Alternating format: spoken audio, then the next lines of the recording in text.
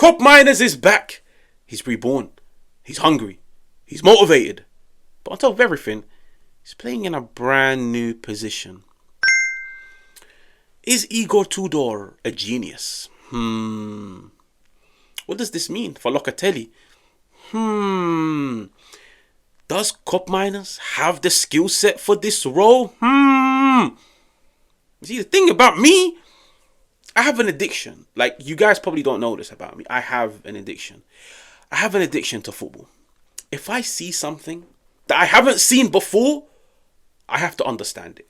I have to familiarize myself with it. If I see a player flourishing in a brand new position, I have to know why. What's his skill set? What are his strengths?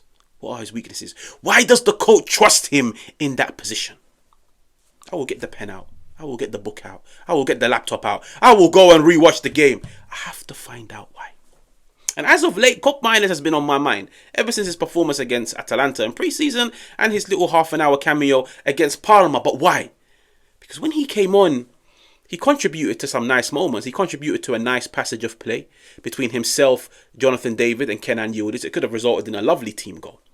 He also contributed to Dusan Vlahovic's goal. That goal doesn't happen without Koopmeiners, but I'll explain that for you guys later. But most importantly, Juventus, as crazy as it may sound, Juventus looked a bit more fluid. Yes, fluidity at the Bianconeri. He looked a bit more fluid. So I've just been thinking, I need to find an answer to this. And I will not sleep. Manam, I will sacrifice sleep to find an answer to this. And I have. And I'm about to present it to every single one of you guys. Okay? Anyways, when it comes to Koopmeiners, I went in and I done some research. The first thing that caught me by surprise is the fact that Koopmeiners came through AZ Alkmaar's academy. That's not the surprise. The thing that surprised me was the fact that he didn't start off as this box-to-box dynamic midfielder with the responsibilities of scoring goals and creating opportunities. No. Koopmeiners at AZ Alkmaar started off as a centre-back. Bro, I was shocked. Trust me, I was shocked. I even managed to find a highlight reel of his time during the AZ Alkmaar when he was like, I believe, 18, 19. A ball-playing centre-back. I couldn't believe this is the Koopmeiners that I'm watching at the moment.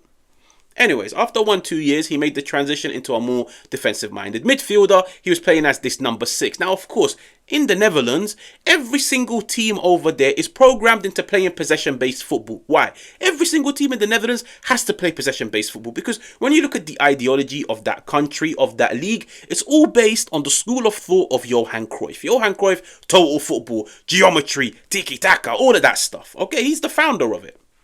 Anyways, Koopmeiners built a name at AZ Alkmaar as being this number 6, which is one, very good in duel winning, but most importantly, very good in ball progression. And there's reports out there, like they're dated 2020, 2021, 2019, talking about Koopmeiners, this up-and-coming defensive midfielder. Trust me, I was shocked. Eventually, after a few years, he became the box-to-box. Atalanta, Gasperini saw a box-to-box player at AZ Alkmaar that was getting them 12, 13 goals with 10 assists. They pounced on him.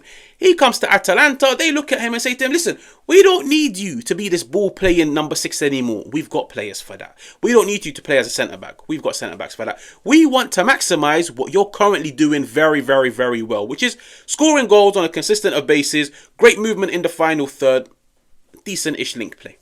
Goes to Gasperini. Now, we all know Gasperini. He's so good at developing players, at mastering their skill set. Next thing you know, he's playing as this, like, makeshift centre-forward. Yeah, whether it was Zapata, whether it was Scamacca, whoever. Koopmeiners is getting goals. Juventus sign him. Now, let's go to the modern day. Motta tries to utilise him in a very similar position, but in a different system. It doesn't work out. I believe Tudor has sat him down and said to him, listen, you don't stand a chance. Conceição, Yildiz, Zerova, possibly Kolo Muani, you don't stand a chance. They're fast, they're dynamic, they're skillful, they're goal scorers. They can create chances, besides Conceição. Okay? That's what it is. Koopmeiners, what area of the pitch do you feel most comfortable? Like, which area of the pitch do you feel at home? And you don't need the system to carry you. I genuinely feel like they've sat down, rolled back the years, and he said, listen, I want to play in that area of the field, right in front of the defence, where my responsibility is to break play and progress play. That's where I feel most comfortable. Now let's go to the game against Parma. You could see he comes on, he plays right alongside somebody like Kefram too. I'm taking the exact same spot as Locatelli. Why did it help Juventus? Number one, when Locatelli was on the field, Locatelli, he has this tendency to always drop so deep next to the centre-halves to pick up the ball. And one part of me is truly starting to believe this isn't really an instruction. It's more Manuel Locatelli doing it by himself. It's like he gravitates to it because he wants to receive the ball. Now, there's nothing wrong with it. I love Manuel Locatelli. I'm not trying to make it sound like Locatelli now has no future and Koopmeiners should be a starter. No, I would still start Koopmeiners ahead of him. But I'm just trying to break down the impact of Koopmeiners. Locatelli, this is what he does best. The difference between Koopmeiners and Locatelli in this position, Koopmeiners is far quicker on the ball. Locatelli, the way he likes to play the game, he likes to take 2 to 3 touches. He likes to scan the whole pitch before he makes a pass. Why? Because he knows whatever pass is available, I can do it. Koopmeiners is the complete opposite. Koopmeiners is more, give me the ball, I'm just going to keep it moving because I don't really specialize in the 50, 60, 70 diagonal pass that Locatelli does. Nor do I have the tendency to do it. Like, every profile on the pitch is different. Some players, they like to play it safe. Some players, they love the risky pass. Locatelli, for me, is a mixture. He can play safe, but he's very open to doing a risky pass. Koopmeiners is the complete opposite. Give me the ball, I will just keep moving it. 5 yards backwards, 5 yards to the left, 10 yards forwards. I will just keep the ball moving. Hence, I mentioned fluidity. The quicker you move the ball, the more fluid you look in the final third. The slower you move the ball, the more stale you look. Yeah, the more you allow the opposition to get back. Anyways, let's get on to the Dusan Vlahovic goal. This is where you can see Koopmeiners, it's that defensive mind that he has. Parma go down the left-hand side. Now you can see João Mario is there, but Koopmeiners is close to him. He's looking at it and thinking, I need to give Juventus the numerical advantage. We need to go 2v1 against this Parma player. Because if I leave João Mario alone and it goes 1v1, João Mario has a 50% chance of getting that ball back. If he gets beat, they get a cross in and you never know. Juventus go on to concede whilst being down to 10 men. Koopmeiners is looking at it and thinking, no, I need to be there to support him. I need to be there to help him out. I need to be there to win the ball back. Who wins the ball back for that goal? Koopmeiners. He feeds it into João Mario. João Mario, who is the better ball carrier, the better dribbler, he carries, gives it to Vlahovic. Vlahovic into Kenan. Kenan back into Vlahovic. 2-0. Game done. That goal doesn't happen if Koopmeiners is not there to win the ball back.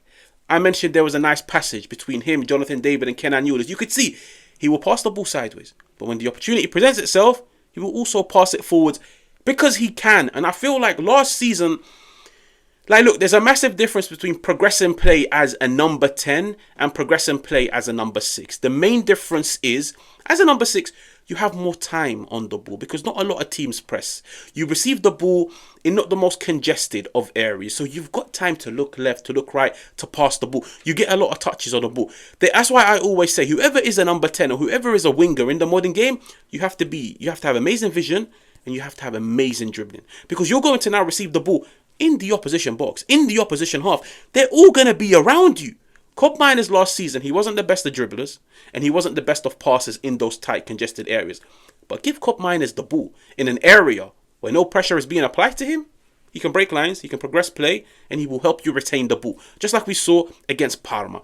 That was the main change as to why Juventus looked a bit more fluid. And in my opinion, why he looked far better. But also, I feel like Tudor is looking at him and saying, listen, I don't want to just limit you to being this guy that's supposed to help the defenders out, help João Mario out, win duels and progress play. No, because if I do that and I limit you to that only, I'm taking a lot away from what you've done at Atalanta, from what Gasperini helped you master. You look at him in a few of these photos. Koopmeiners, when Juventus have the ball, he now becomes the player that's allowed to make those third man runs into the box. Those late box crashes. Very, very, very similar to McTominay, Conte. Yeah, now of course, towards the end of last season, Conte started to use him more as a striker, more as this centre forward. But even, for example, the first game against Sassuolo, McTominay is playing as a midfielder. McTominay is playing on the left-hand side. He's playing on the left-hand side. But he's got this responsibility. He's got permission to always make the run into the box. He's got permission to get involved in the final third. But of course, when they lose the ball, get back in midfield, win your duels. Koopmeiners, you can see from all of these photos, look at all of these runs that he's making in behind. Look at Vlahovic on the left-hand side. Look who's at the back post. It's Koopmeiners. It's Koopmeiners. This is where I really do credit Tudor, because I feel like he's looked at him and said, listen, I'm not going to limit you to one thing, But I'm going to put you in a position where you feel most comfortable. But when we do have the ball, go and do what you do best. But at least now, there isn't this responsibility on Koopmeiners to get goals. Because it's not like he's taken up the position of another attacking player. Do you know what I mean? Like, if Juventus had put him in the front three, Jonathan David, Koopmeiners and Yildiz, I would look at Koopmeiners and be like, you need to create, you need to score goals. You're playing in an offensive position. On the pitch, you are playing in an offensive position. But the fact that he's now playing in midfield, I still look at Conceição, Yildiz and Jonathan David and be like, you guys are the goal scorers. You guys are the chance creators. The other guys are the duel winners, the ball progressors, the guys that help you control the game. But now, the fact that you can field an extra goal scorer on the pitch, because let's be real, Koopmeiners is more of a goal scorer than somebody like Locatelli. And I feel like Tudor is looking at it and thinking, in some games against some opposition, I can afford to go with just Thuram in midfield. And especially the fact that Cambiasso always tucks inside, I can afford to do this. So Koopmeiners, why don't you go? Because all the attention is on Kenan. All the attention is on Jonathan David. All the attention is on Conceição. You just make those late third man runs into the box. You make the decoy run for these players. You go and get onto the end of stuff because nobody would be expecting you because you're making the run from so deep. And in my opinion, it's definitely a different dimension. It looked good. I'm genuinely curious to see how well it works out during the Serie A season. But if this is the only way for Juventus to actually get something productive out of Koopmeiners, then so be it. And I genuinely have to credit Tudor for this because I didn't see such a change under Motta, let alone an impact that Koopmeiners is having in games under Motta. But anyways, if you're new, make sure to like, make sure to subscribe, and I'll catch you guys on another one.